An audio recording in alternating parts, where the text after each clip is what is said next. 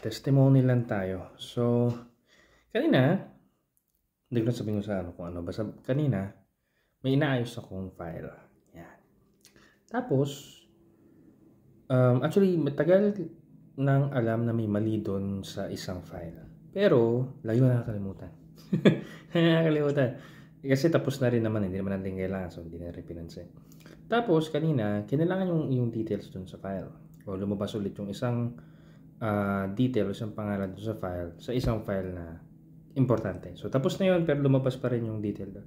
Tapos, kanina, nung isisend ko na yung file, yung kailangan na file, na bagong file, na ano ko, parang, mali eh. Kailangan i-check kasi alam ko mali talaga yung spelling.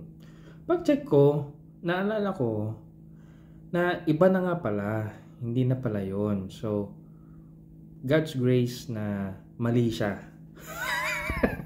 Kasi kung di siya mali, sinend ko lang, mas lalong na mali ako. Pero dahil sa he made the way na maiayos, and then that's it. Naayos talaga siya.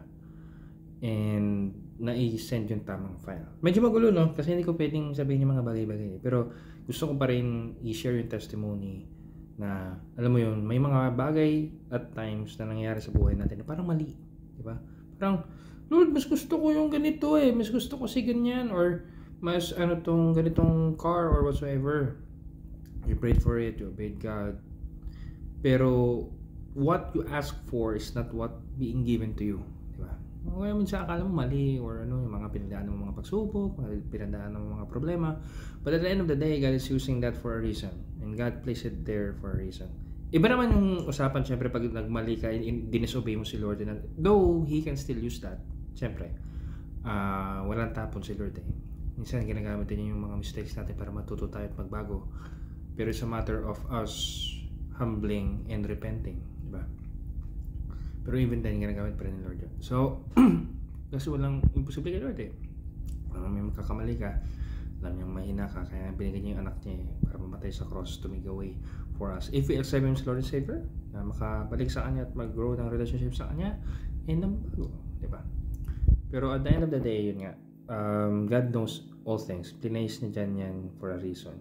Even if akala mo, hindi niya sinasagot yung prayer mo, sinasagot niya pala, pero iba lang. Kasi alam niya kung anong mas kailangan mo.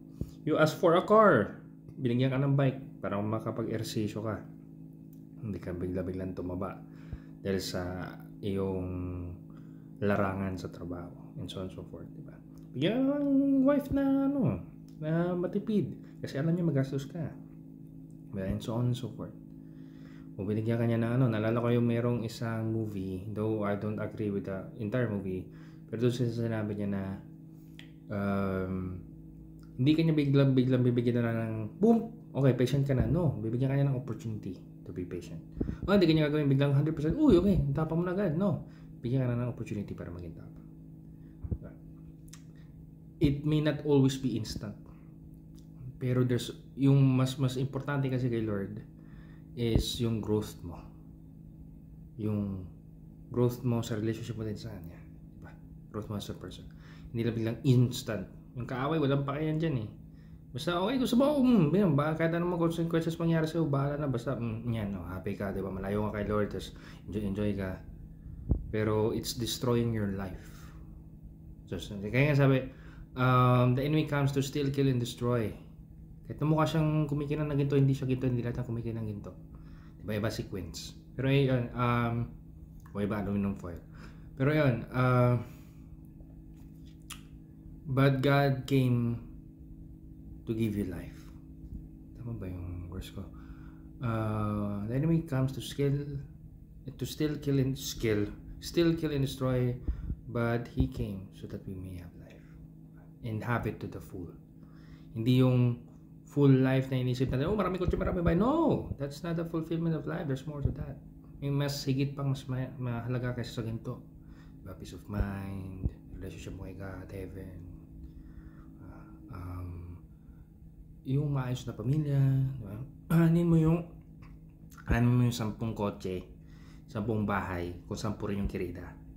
Anin mo yung 10 kotse, 10 bahay, kung puro anak sa labas. O kaya ang daming ganap na whatsoever, di ba? Puro ano tawag niyo? Puro blood money. Walang peace of mind.